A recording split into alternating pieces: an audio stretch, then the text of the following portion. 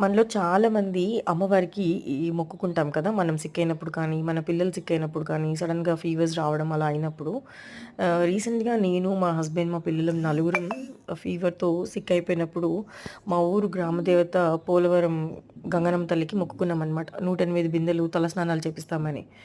అనుకున్నట్టుగానే వచ్చి మొక్కు చెల్లించుకున్నాము. మీరు చూస్తున్నట్టుగా ఇందాక చెరువులో ఒక్కొక్క బిందె అట్లా అందించుకుంటూ అమ్మవారికి స్నానం చేపిస్తామనమాట, తలస్నానాలు. నేనే 108 బిందెలు పోస్తానని ఏమీ లేదు.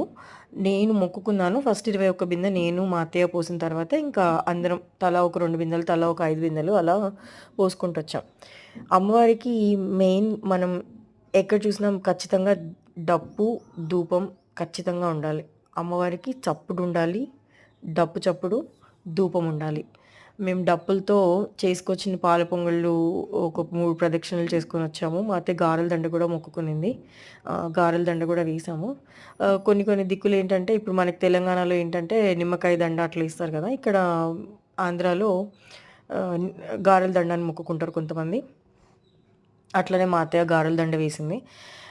చెరువు కట్టకు ఆనుకొని అమ్మవారు ఉంటారనమాట కట్ట మీద. మనము కొంతమంది తెలంగాణలో కట్ట మైసమ్మ అంటారు. ఇక్కడ గంగన్నమ్మ. ఎవ్వరైనా పేర్లు వేరైనా అందరూ ఒకటే.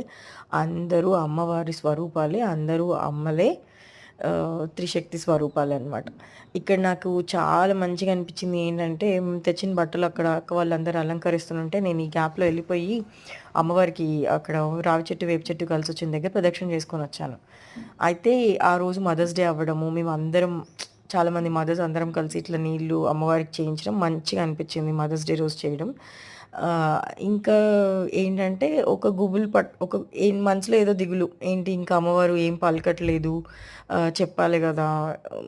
ఒంటి మీద ఎవరో ఒకళ్ళకొచ్చి చెప్తానమాట. నేను మంచిగా సంతోషమైనదా, ఆనందమైందా లేదా అని చెప్పి. అంతా అలంకరించేసినాం, నైవేద్యం పెట్టేసినాం. ఏం చెప్తలేదు అమ్మవారు ఏంది అనుకుంటూ ఉన్నాము. ఈలోపు ఆ ఊర్లోనే అమ్మవారికి ఒక ఒక అమ్మ మా అత్తమ్మే అంటే మాకు తెలిసిన ఆవిడనమాట. అత్తమ్మ మీదకి ఒంటి మీదకొచ్చి అమ్మవారు చెప్పింది. నాకింక మనసు నిమ్మలమైంది. మంచిగా అనిపిచ్చింది. హ్యాపీగా చల్లని వాతావరణంలో